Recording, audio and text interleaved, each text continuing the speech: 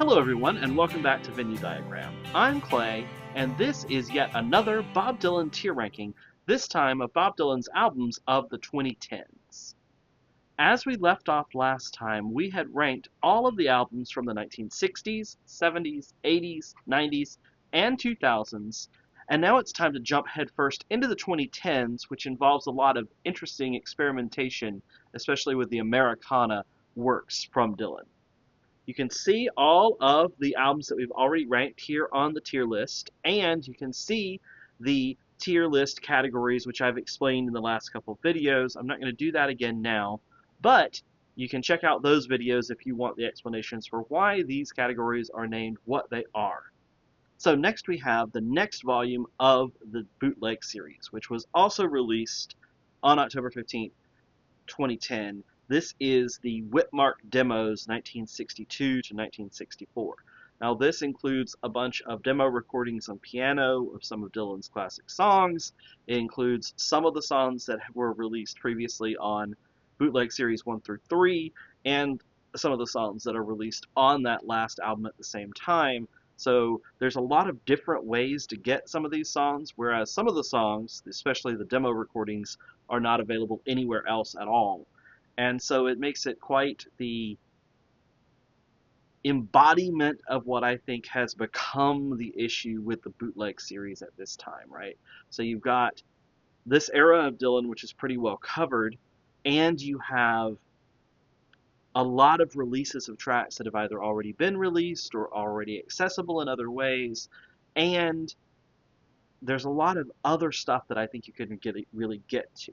So despite the fact that, again, all of the material on the Whitmark sessions is great material, and it's a lot of material, I am still going to put it in the C tier. Because this particular compilation, the way that this compilation comes together, and really this is a lot of what's going to be the case for all the bootleg series going forward for me, is not how I want this material delivered. I know that it is the way that a lot of people want this material delivered, but it's not the way I want it delivered. I actually want a curated experience. I actually want, like the actual Whitmark demos that we were just talking about is, that's what I want. I either want a full, regular concert, I want an actual album of songs that have been chosen and delivered, or I want the bootleg series to be those things which are out there, which are difficult to find, or the actual demos from this album, the things that are different. That's what I really want, and I just don't think that this particular album delivers that in the way that I want it. So that's why it's a great set of material, but this way that the material delivered is not for me. So it's here in the It Ain't Me Babe C tier. Next, though, we have the only album of Dylan's from the 2010s that is a studio release of new material written by Dylan, and that is Tempest. And so Tempest was released on September 10th, 2012, and immediately this soared right back to the top for me. There's the sound I love, the songs I love.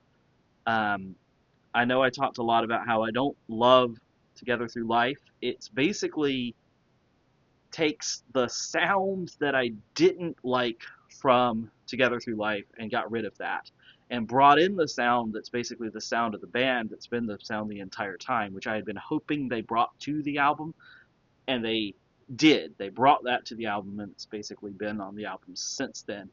And that added to this material, this much darker, much now you can really say is late period Dylan lyrics, is just great. There's things on this album that are experimental in kind of tone that are really interesting, and definitely this album plays together with Rough and Rowdy Ways as like a duology in ways that some of the triplicate albums have done in the past. Duquesne Whistle, which is the opener of the album, was written with Robert Hunter, and you can just tell from when you put that on, at least I can tell from when I put that on that I am going to love this album. Like when I heard that song start this album, I knew that I was in for an album that was going to be something that I was going to really enjoy. Then it just kept going. Soon After Midnight, I really love. Long and Wasted Years, I really love. Um, Tempest, the Titanic song, I really, really love. Roll On John is really cool. There's just a lot of stuff on here that I like a lot. It has a lot of the religious imagery that's woven throughout it. It has a lot of like historical playing imagery that's there. It's funny, it's dark, it's just great. I really love it. I am going to put it though in the A tier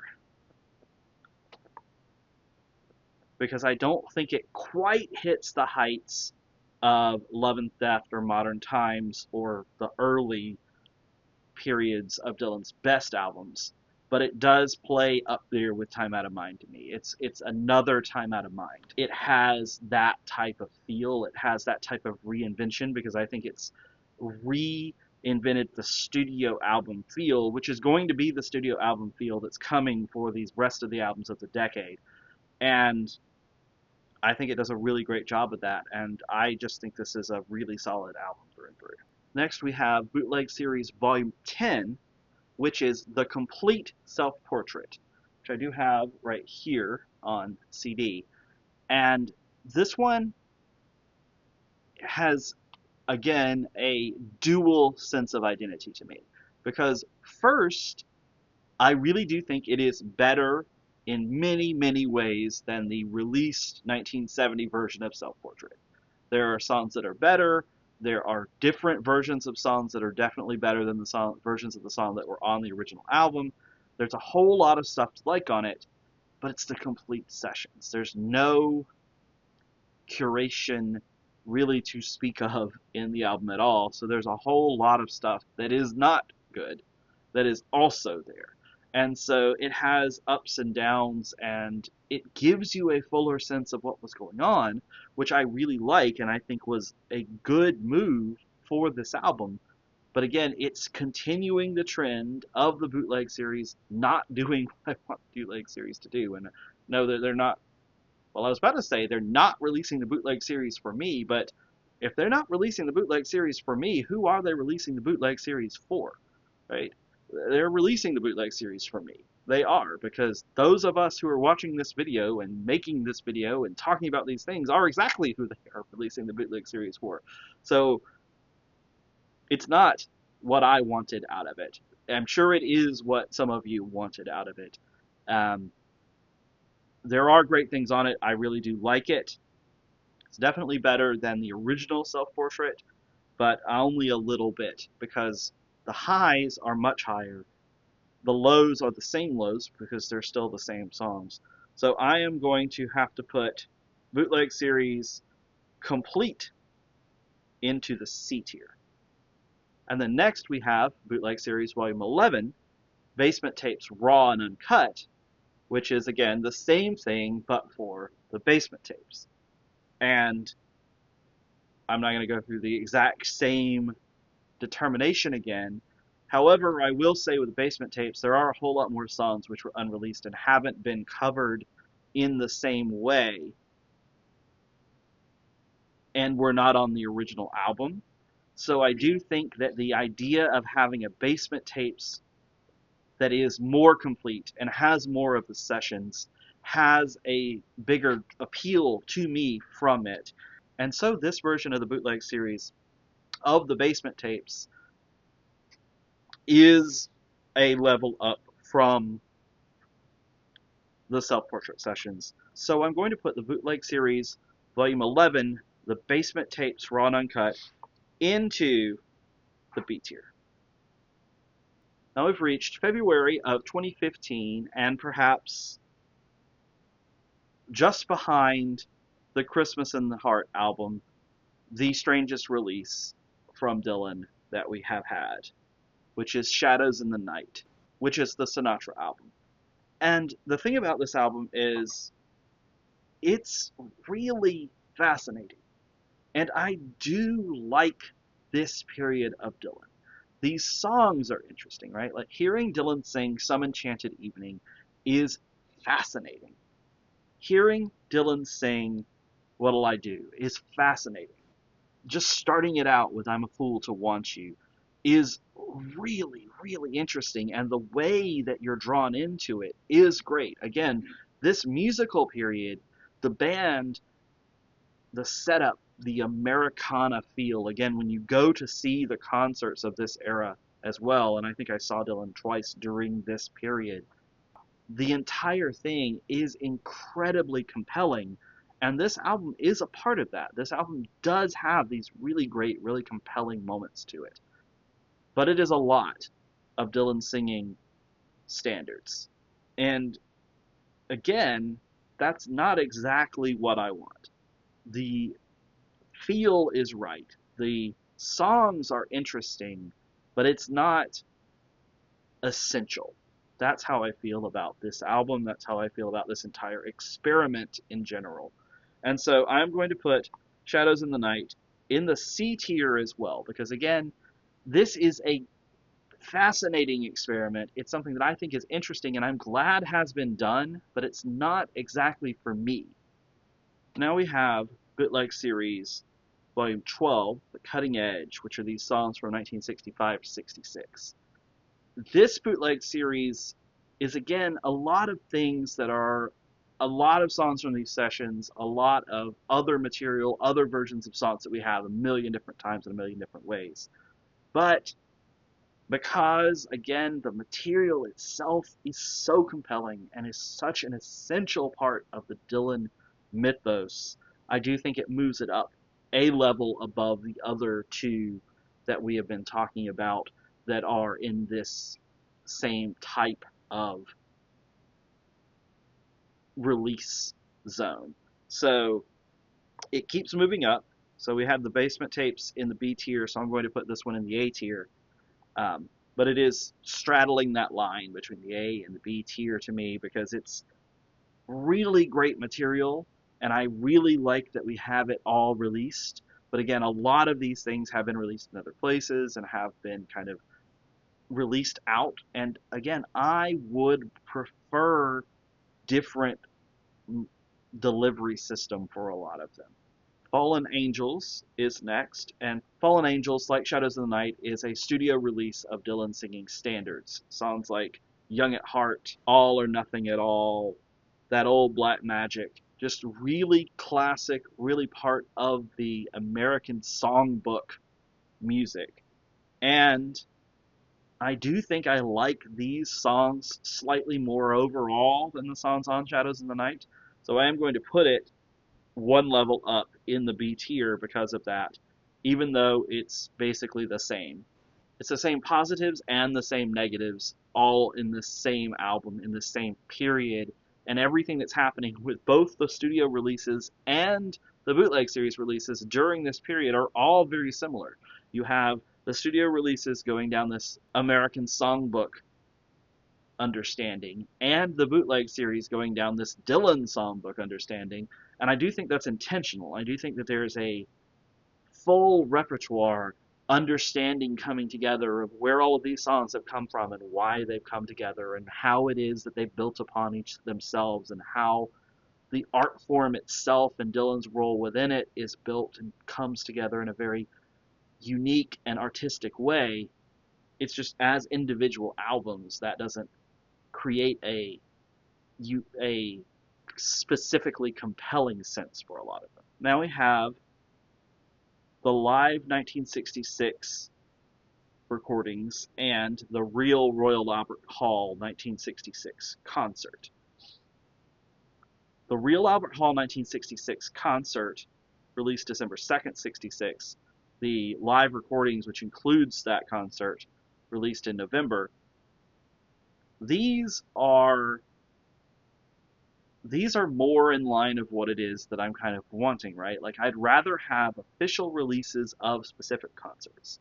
And this is the Royal Albert Hall concert that actually happened, not the Manchester Hall concert that everybody thinks is the Royal Albert Hall concert, which is the classic one that was already released in the 90s in the bootleg series.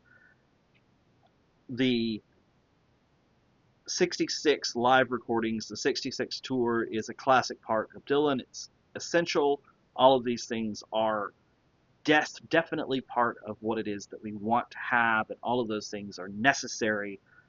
They're not even on this tier list at all, so I'm not going to put them on the rankings here. I'm going to put them both on the B tier, and it's because we basically already have it with the bootleg series, which is up in the S tier. Moving on to 2017, and the next studio album, and the final studio album of the 2010s, is yet another full of American classic tracks studio album. This time, 3-disc set of classic American tracks, and we're talking about Triplicate. This is a really fascinating collection of songs and a nice immersive experience to get into, to listen to the band and Dylan playing these songs and communicating these things. It's always been fun to go to a Dylan concert and hear when they break out one of these songs. To have a 3-disc set with these songs on it, some of them are really great, but it's a lot of those songs to have in a row. And again, it's not for me. I can't listen to this one all the way through, and it's one of the few Dylan albums that is that way. I do think that it is well made and well produced and well played and well crafted. I'm going to put it in the C tier. It's It Ain't Me Babe tier pretty exclusively and extensively, because it's just too much of the thing that it is not what I am looking for here. But I do think that it is a fine culmination to this understanding of all of these American music experience albums.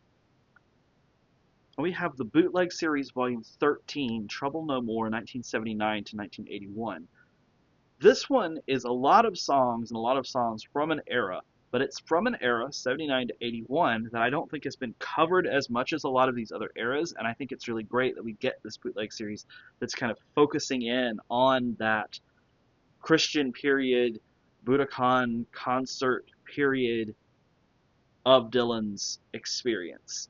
And so I am thinking that I like this exploration. I like these versions and these reinterpretations of songs because I think that it's a lot of very different and very artistic, explorational moments that you get with this type of work during this time, and you get to hear a lot of these songs that have not been explored as in-depth in any of the other eras and in as many of the other bootleg series releases, and it's jumping up to the B tier for me for a lot of those reasons. It's not my absolute favorite era, but I do think it is a really strong, really great compilation of what makes this era one to listen to. Next we have the Bootleg Series Volume 14, More Blood, More Tracks, November 2nd, 2018.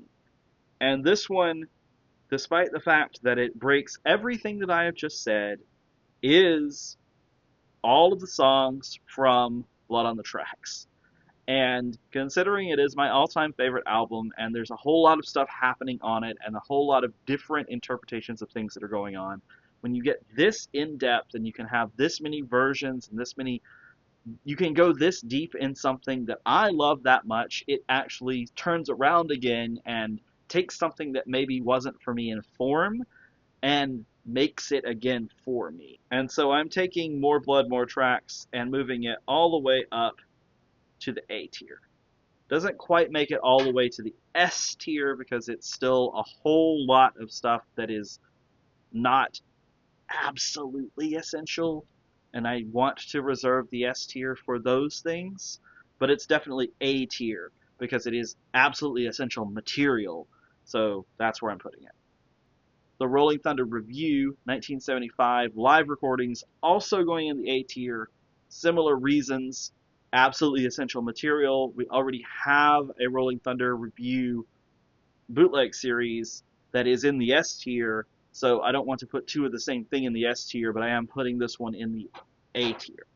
And then finally for the 2010s, November 1st, 2019, you get the bootleg series, Volume 15, Traveling Through, 1967 and 1969, which includes a lot of the late 60s John Wesley Harding style, working with Johnny Cash tracks. A lot of these are incomplete. A lot of these are half versions of songs. There's a lot of things that are really, really fascinating here, but haven't quite come together. And so this one, I think, is a great period for Dylan. It's one of my favorite periods of Dylan's work. But so much of that time, I feel like Dylan was really in a different headspace and working through things. And that's clear from this album. And this album is not quite up at the top because of that. So I'm putting this album, Traveling Through, in the C tier because it feels incomplete. The songs that are on it and the expressions that are on it feel like they haven't come together yet. And the albums that come out, especially John Wesley Harding, feel like they've coalesced around some of the ideas. And this album is like working up to those ideas. And so I think that I'd rather have the coalesced ideas in the end. And so that has been my ranking of the Dylan albums of the 2010s. There's only one left for this series, which is the current decade, the 2020s, time of recording. We're halfway through it, but there are some great albums of this decade to rank, so please come back and watch that. Please check the ones that are available, the 60s, 70s, 80s, 90s, 2000s, are all available to watch. You can disagree with me, I'm sure you will, especially some of the weird rankings that I've had this time. It is, of course, just my opinion. I am neither a musical scholar nor a Dylanologist. I just am a fan and really interested in these things and thought it would be interesting to share with you my thoughts and feelings about each of these albums as I reminisced about them and how I felt about them as they came out. So, please like, share, subscribe, comment down below if you disagree with me or if you agree with me, and I'll see you next time.